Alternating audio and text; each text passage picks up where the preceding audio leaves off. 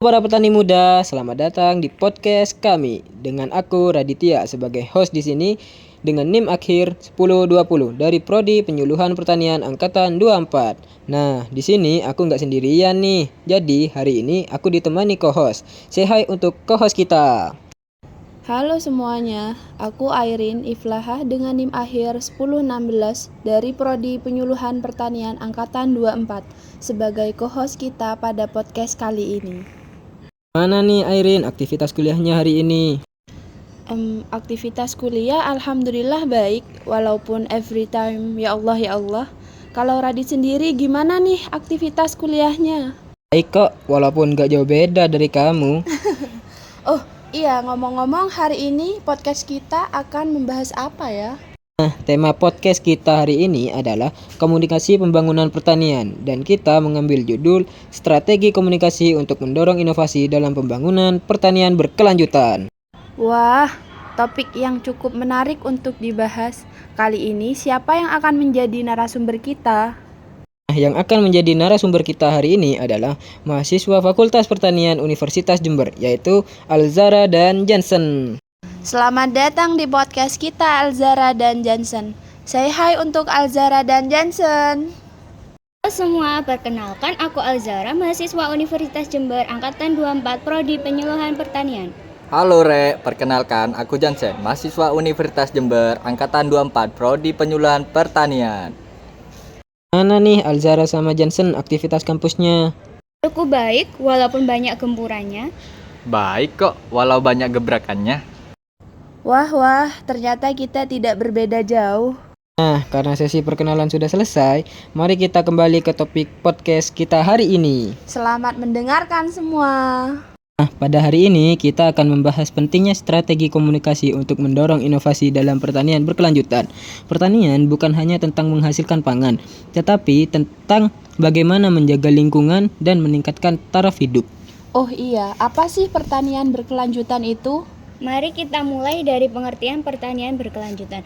Pertanian berkelanjutan merupakan pendekatan yang berfokus pada penggunaan sumber daya alam secara hati-hati, menjaga keseimbangan ekosistem, dan menjamin ketahanan pangan untuk generasi mendatang, serta untuk memenuhi kebutuhan makanan dan serat manusia tanpa merugikan lingkungan. Pada pertanian berkelanjutan, pasti kita akan menghadapi tantangan seperti perubahan iklim, menyusutnya lahan pertanian, dan pertumbuhan penduduk. Inovasi dalam bisnis sangatlah penting. Namun, bagaimana kita dapat mendorong inovasi ini? Inovasi ini bisa berjalan jika kita bisa memberikan pendidikan tentang teknik pertanian berkelanjutan kepada petani.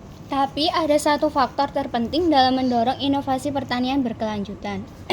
Apa faktor yang terpenting itu? Yaitu peran komunikasi dalam inovasi. Satu faktor terpenting dalam mendorong inovasi adalah komunikasi yang efektif. Hal ini mencakup penyampaian informasi mengenai metode pertanian baru, praktik sosial, dan teknologi baru kepada petani dan masyarakat umum. Kami mendengar bahwa petani perlu memiliki suara yang adil dan transparan. Oleh karena itu, strategi komunikasi yang baik itu harus fokus pada target audiens dan cara terbaik untuk menjangkau mereka. Nah, bagaimana cara kita untuk mencapai strategi komunikasi yang efektif? Cara yang bisa kita lakukan yang pertama adalah menggunakan media sosial. Media sosial adalah alat yang ampuh untuk menyebarkan informasi dengan cepat dan luas. Kampanye di platform seperti Instagram dan Facebook membantu menjaga petani muda dan konsumen yang sadar lingkungan. Yang kedua adalah pelatihan melalui lokakarya. Dengan mengadakan lokakarya atau seminar bisa melatih petani secara langsung dalam praktik pertanian berkelanjutan. Yang ketiga adalah kita bisa bekerja sama dengan influencer. Bekerja dengan influencer yang memiliki minat di sektor pertanian dan lingkungan hidup mungkin bisa menyebarkan kabar baik kepada para petani muda. Kita bisa melakukan kampanye, edukasi, ataupun event serta workshop. Kita juga bisa memberikan tutorial video dan penjelasan bergambar yang dapat menjelaskan teknik kompleks dengan cara yang lebih sederhana. Apakah ada studi kasus dari komunitas pertanian yang berhasil menerapkan praktik pertanian berkelanjutan ini? Mari kita lihat studi kasus komunitas pertanian di Kabupaten Kulon Progo. Mereka telah berhasil menerapkan praktik pertanian berkelanjutan yang didukung oleh program komunikasi yang kuat. Kabupaten Kulon Progo memiliki program pengembangan korporasi usaha tani berbasis pemberdayaan masyarakat, bertujuan untuk memperkuat sistem usaha tani dan kelembagaan petani. Dari pembahasan kita tadi, kami jadi belajar bahwa komunikasi yang baik dapat mengubah cara berpikir dan bertindak petani serta mendorong mereka untuk mengambil tugas baru. Tidak terasa, waktu terus berjalan sampai pada akhirnya kita berada di penghujung acara. Wah, benar sekali Radit. Jadi, dari topik ini dapat kita ambil yaitu strategi komunikasi yang efektif adalah alat penting untuk mendorong inovasi dalam pertanian berkelanjutan.